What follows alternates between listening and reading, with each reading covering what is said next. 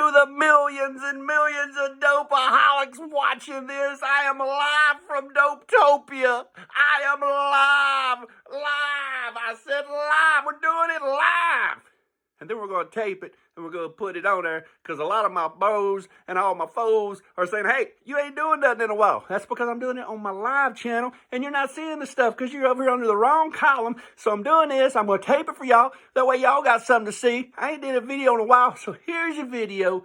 But I like the live shit better because I can talk to my peeps. But I'm doing a video for you today. We're doing it here in Dopetopia. We're doing it from the Bellagio to down to Escargot over to Orlando to Mexico, Ontario, everybody in the middle.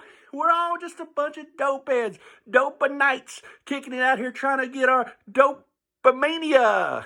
What? Dopamania? Dope morphins. No, not dope morphins. Dopamine!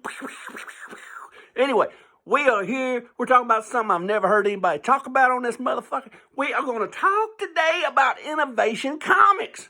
Innovation Comics, Innovation Comics from West Virginia. Started in 1988 with a fundraiser. It raised $400,000. And you know what? It went bankrupt by 1994 because they couldn't create anything with any legs. But what they did do was they had all kinds of stuff where they'd buy people's properties, and that shit was kicking like chicken. They had stuff like Sherlock Holmes. They had Psycho they were doing. They were doing stuff like Phantom of the Opera, Nightmare on Elm Street, Dark Shadows, Child's Play, Interview with the Vampire, Queen of the Damned. They had all the Anne Rice shit. They did all that kind of stuff. Made comic book for days, and they were all badasses.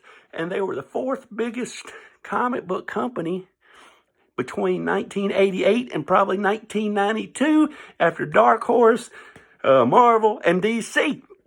So if you don't know Innovation, you ought to know Innovation. So today in the mail, I got something that is kicking like chicken. I got book number 3 of Psycho to finish up my Psycho set. And if you don't know about Alfred Hitchcock's Psycho, then what are you doing? Just get on out here. What are you doing even watching my channel? You got to know about Psycho. You got to know about Alfred Hitchcock. And you need to know about innovation.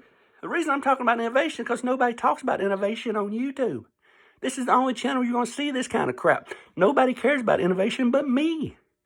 You know, we could get on here and we could talk about Marvel or Thor or, I don't know, fucking Ant-Man, but we don't do that kind of shit. That shit brings all kinds of people to your station. We don't want all them kind of people. Keep them people off the channel. I just want the cool people. I want people who want to talk about innovation. I want people who want to talk about Dell, Golden Key, Charlton, all the good stuff, Pacific Comics, EC, all that kind of stuff. So, you know what? Let's give innovation a little love. Let's make a video. Let's put some innovation out there for all the YouTube-nites to gravitate towards and learn about Innovation Comics out of West Virginia. So, the first Psycho, all 3 Psycho books, pretty hard to get. Innovation in general is hard to get. I don't know how they're the 4th biggest company when they're hard to find their damn books, but they were the 4th biggest comic book company back in the early 90s. Psycho came out with 3 books. The interior's awesome in them. They look cool. Great stuff. Check them out. I'm going to be reading them now because I got all 3 issues.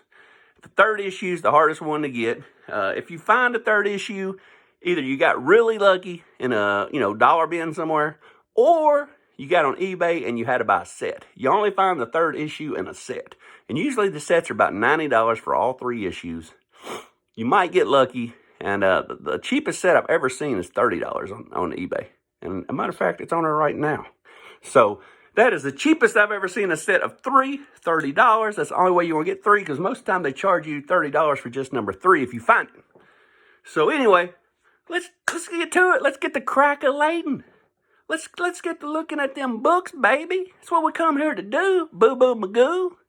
So anyway, Psycho number 1.